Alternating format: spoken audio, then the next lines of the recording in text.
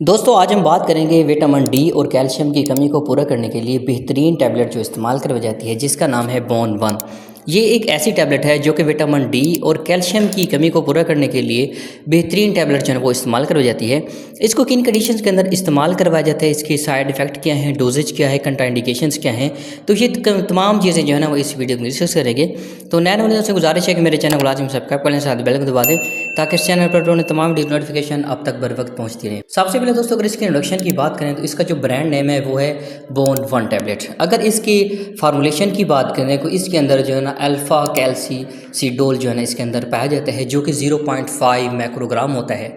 दोस्तों अगर इसकी बेनिफिट्स की बात करें, यूजेस की बात करें तो दोस्तों ऐसे मरीज़ जो गुर्दों के मरीज़ होते हैं, जिनके गुर्दे बिल्कुल डायलिसिस पर होते हैं, या ऐसे मरीज़ जिनका जिगर जो है ना वो बिल्कुल काम नहीं करता, तो ऐसे पेशेंट्स के अंदर इस टैबलेट का इस्तेमाल करवाया जाता है कैल्शियम की कमी को और विटामिन डी की कमी को पूरा करने के लिए। दोस्तों अब बात करते हैं कि ऐसे पेशेंट के अंदर इस टैबलेट का इस्तेमाल क्यों करवाया जाता है, जबकि दूसरी जो विटामिन डी होती है दोस्तों इसको हम एक्टिव विटामिन D3 भी कहते हैं।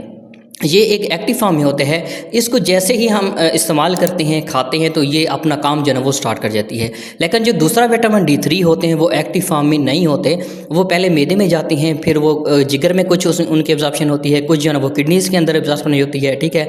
तो इसलिए इससे बचने के लिए, इस प्रोसेस बचने के लिए इसको एक्टिव फॉर्म में जो है इसको इस्तेमाल करवाया जाता है। मतलब कि ऐसे पेशेंट जिनके गुर्दे बिल्कुल फारिग होते हैं, जो डायलिसिस पर होते हैं, तीसरी स्टेज पर या आखिरी स्टेज पर होती हैं, ठीक है, या ऐसे मरीज़ जिनके जिगर बिल्कुल जो है वो काम नहीं करता, तो उन पेशेंट्स के अंदर इस टैबलेट का इस्तेमाल करवाया जाता है कैल्शियम की कमी को पूरा करने के लिए और विटामिन डी की कमी को पूरा करने के लिए। दोस्तों जब विटामिन डी की कमी होगी तो उसके अंदर हड्डियों के काफ़ी सारे मसाइल हो सकते हैं, हड्डियों के अंदर दर्द हो सकता है, हड्डियाँ जो है वो बुरबुरापन उनके अंदर शुरू हो जाता है, ठीक है। तो जो बच्चे होते हैं उनकी हड्डियाँ जो है वो टेढ़ी होना शुरू हो जाती हैं, ठीक है। मेडिकल फील्ड टर्मिनोलॉजी में इसको हम जो है ना रिक्टस कहते हैं। और बड़ों की हड्डियों में जो है ना वो दर्द, उनके अंदर जो है ना वो गूदा वगैरह ख़त्म हो जाता है, ठीक है, तो उसको हम ऑस्टियो मलेशिया कहते हैं, ठीक है।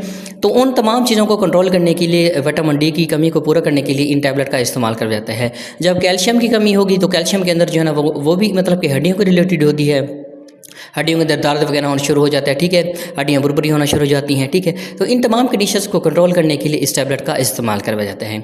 दोस्तों अब बात करते हैं इसके साइड इफेक्ट की। साइड इफेक्ट में आपको उल्टी हो सकती है, मतली हो सकती है, पेट दर्द हो सकता है, लूज़ मोशन वगैरह हो सकती हैं, आपके सर के अंदर दर्द वगैरह हो सकते हैं और आपको चक्कर वगैरह भी आ सकते हैं। दोस्तों अगर डोजेज की बात करें तो बेहतर है कि आप एक टैबलेट रोज़ाना की बुनियाद पर इस्तेमाल कर सकते हैं, लेकिन बेहतर यही है कि आप अपने डॉक्टर के मशवरे के मुताबिक इस्तेमाल करें, क्योंकि वो आपकी मतलब कि डिज़ीज़, आपकी वेट, आपकी उम्र के लिहाज से जो है वो डोज़ का जो है वो तयन करती हैं। दोस्तों अगर इसके कंट्राइंडिकेशंस की बात करें कि किन कंडीशंस के अंदर आप इसका इस्तेमाल बिल्कुल नहीं कर सकते, ऐसे पेशेंट जो दिल के पेशेंट हैं, मैदे के मरीज़ हैं, ठीक है, जिनका जिगर जो है ना वो बिल्कुल काम नहीं करता, गुर्दे बिल्कुल काम नहीं करते, ठीक है, तो वो इस टैबलेट को लेने से पहले अपने डॉक्टर से लाजमी मशवरा करें।